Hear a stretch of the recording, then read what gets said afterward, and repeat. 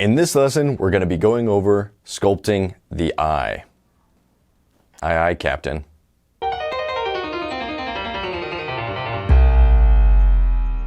If you haven't watched the Proko video where Stan goes over the structure of the eye, that'll be really helpful for this assignment. We'll be going over some of the same terminology and structure in this lesson. First, let's look at the structure around the eye. The eye socket is the concave area where the eyeball rests. You can feel around your own eye to get a sense of the bony structure and where it's hard versus where it's squishy. The top outside edge of the eye socket is the brow ridge. The eyeball has an upper and lower eyelid that meet together on the inside to form the tear duct.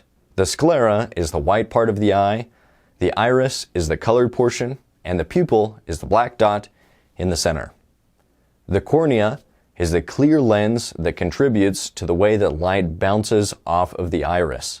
When sculpting the eye, I often see students jump into the details of the eye without establishing the structure around the eye first. This starts with the structure of a simplified skull, like the one that we made in a previous lesson. Keeping that scaffolding in mind and establishing it early on will help us create an eye with accurate depths. Remember that the brow ridge serves as a cover to protect the eye. From the side view, you can see how deep the eye is set in comparison to the profile line that runs down the forehead and along the nose. This side angle is especially important to observe when sculpting the eye. Okay, now let's get into this study. For the materials, I'll be using some clay.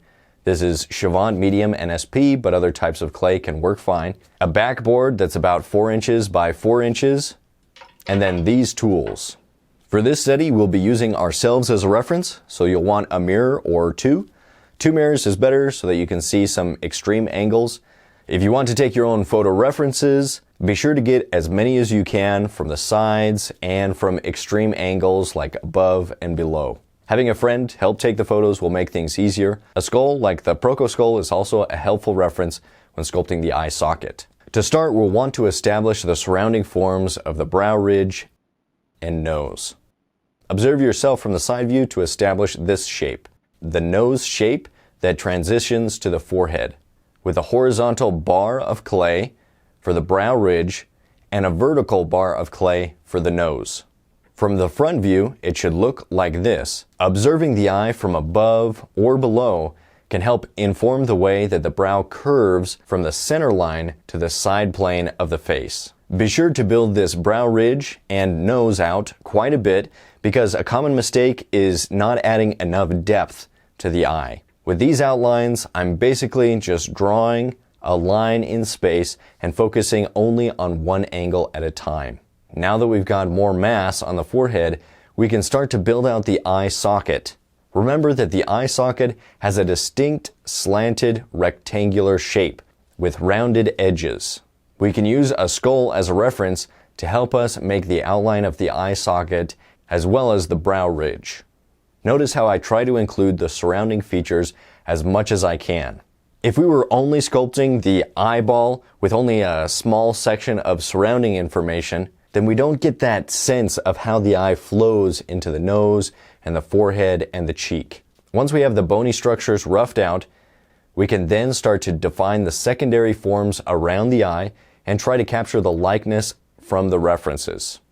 It might also help at this stage to check your work by taking photos and overlaying them using an app like DaVinci Eye to check it from the front view and from the side view.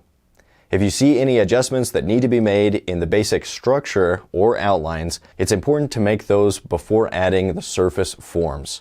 Once we're comfortable with the structure, I like to try to capture the eyebrow, which gives us some additional information and helps us judge the distances and capture the likeness. Pay attention to the shape of the eyebrow and draw it onto the surface of the sculpture with small pieces of clay. Alright, it's time to add in the eyeball. Some sculptors like to dig out the eye socket and then roll an actual ball with clay and place it in the eye socket, but I prefer to just add pieces of clay and shape it into a half sphere. It might help to draw in where the tear duct of the eye should be, as well as the outside corner, so that we have an idea of where the eyeball begins and ends.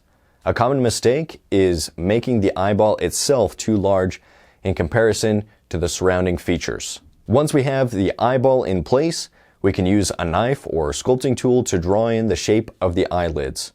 Try to use straight lines that help capture the shape of the eye better than a rounded walnut shape. Remember that the widest point on the upper eyelid is usually towards the inside of the eye, and the widest point on the lower eyelid is towards the outside, making an angle like this. I also like to add in a drawing of the area that would be the bags under the eyes. You can see it pretty prominently on me, and depending on the person, it may be more subtle or disappear entirely. Now we can add in the clay, making the upper and lower eyelids. Use small pieces of clay and then add them along the guidelines. When sculpting, it's better to have the eyelids a little too thick than too thin.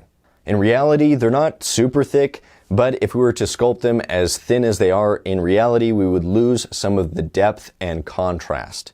The upper eyelid extends over the lower eyelid on the outside corner. Think about the plane changes, but don't make them too dramatic. Subtlety is usually the way to go. Once we have these forms in place, we can start to smooth them out while we refine and define them. We may need to make some slight adjustments by pushing in the clay in some areas or adding bits of clay in other areas. Finding and fixing these areas takes time and patience and observation. Tiny adjustments to capture the angles, the depths, and the structures. On the outside upper corner of the eye, there should be a bump for the brow ridge and a bump for the eyebrow above the ridge. An important form to keep in mind is that from the brow ridge to the inner eye, it transitions from a convex form on the outside to a concave form on the inside. When working on the eyebrow, don't think of it as individual hairs, but rather as a form with its own mass. You might add some texture along the direction of the hairs, but I found that it's usually better to be soft and subtle rather than having hard lines that are drawn in that make it look almost metallic. Hair is soft. It should look soft. During any stage of the process, you can recheck your accuracy. And you should be looking at the reference, that means the mirror or the images you took, just as much as you're looking at the sculpture. To sculpt the pupil and iris, I like to draw it in first and then scoop out a bowl shape using a loop tool. Then I'll try to fix it up and add the pupil with a smaller tool. This bowl shape creates some contrast so that when the light hits the eyeball, the shading of the iris has its light side and dark side opposite the light and dark side of the eyeball. This creates a kind of optical illusion that imitates the way that the lens of the eye bends the light when it bounces against the eye. Once that's done, we can clean everything up, and there we have it. One eye sculpture study, ready to be displayed. Your assignment is to do one self-portrait eye study that's life-size or a little bit larger.